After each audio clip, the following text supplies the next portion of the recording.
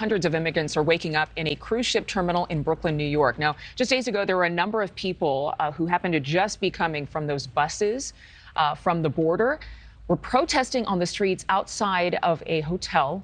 The city had housed them temporarily there, and they refused to leave their rooms, but they were forced out onto the street to get onto those buses to be taken to this new Brooklyn facility that some claim is uninhabitable.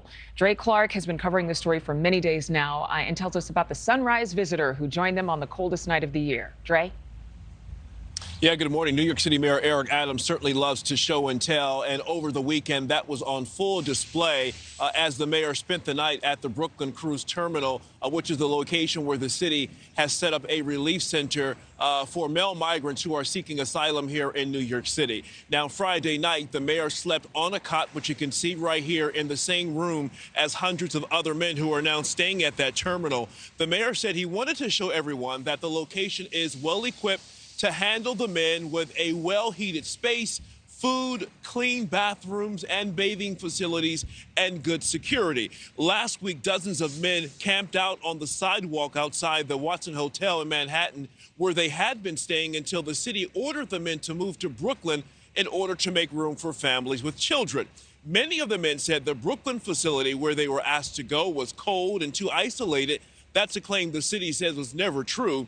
After nearly 4 days of staying outside, the city forced the men to leave the sidewalk on Wednesday night before the temperature dropped and became dangerously cold.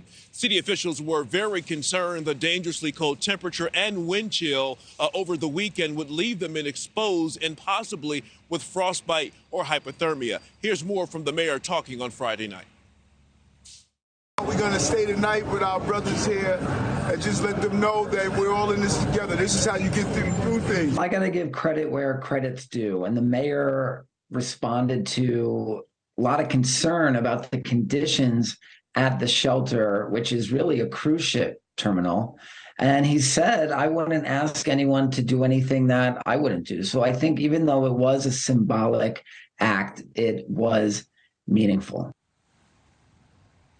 More than 40,000 migrants or asylum seekers have come here to New York City since last spring, according to city officials. The mayor says it's costing the city at least maybe $2 billion to provide housing and other resources for them. He continues to ask both the state and federal government to please send more money. But so far, the federal government has only committed to sending the city $8 million for reimbursement costs. Adrienne. Dre, I have to just point out to the fact that concerns about hypothermia or frostbite, it's 49 degrees today as a high in New York City. It's going to be 50 degrees on Thursday, 58 on Friday.